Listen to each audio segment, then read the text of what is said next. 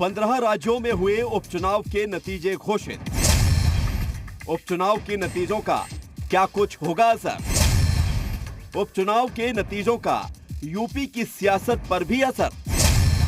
3 लोकसभा और 30 विधानसभा सीटों पर हुए उपचुनाव। देश के 15 राज्यों में 3 लोकसभा सीट और 30 विधानसभा सीटों पर हुए उपचुनाव के नतीजे घोषित कर दिए गए हैं। उपचुनाव के नतीजे 5 राज्यों में आगामी विधानसभा चुनावों के लिए अहम माने जा रहे हैं।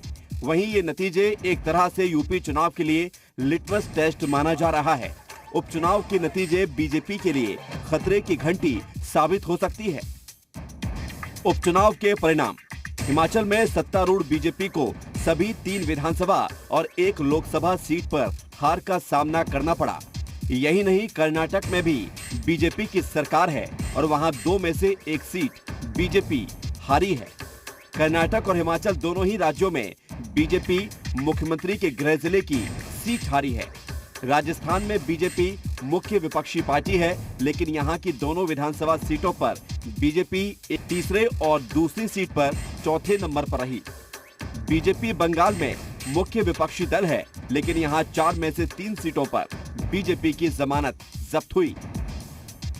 हालांकि असम समेत कई राज्यों में बीजेपी को अच्छी खासी जीत भी मिली है, लेकिन उपचुनाव के नतीजों से कांग्रेस उत्साहित है। तो लोगों में आक्रोश है भाजपा के प्रति। किसान परेशान है, युवा परेशान है, महिलाएं परेशान है, आम जनता महंगाई को लेकर परेशान है। विकास के काम कुछ है नहीं, सिर्फ प्रचार है। प्रचार को कितने दिन तक आप चलाओगे?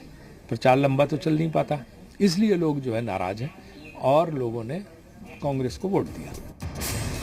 वहीं कांग्रेस के बयान पर बीजेपी को ऐतराज है और बीजेपी का दावा है कि बीजेपी देश भर में लोकप्रियता के नए आयाम गढ़ रही है। हिमाचल के परिणाम को ही देश का जनादेश बताकर आप राहुल गांधी को खुश करके अपनी नौकरी तो पक्की कर सकते हैं राजीव जी, लेकिन देश के मूड को नहीं बदल सकते। देश नरेंद्र मोदी जी के नेतृत्व के साथ है।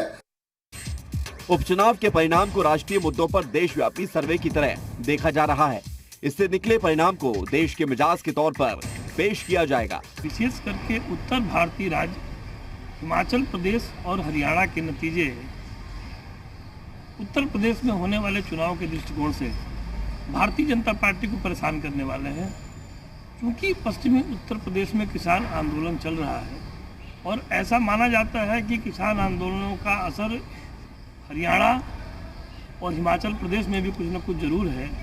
इसलिए इन राज्यों में भारतीय जनता पार्टी की हार निश्चित तौर पर उत्तर प्रदेश के लिए खतरे की घंटी।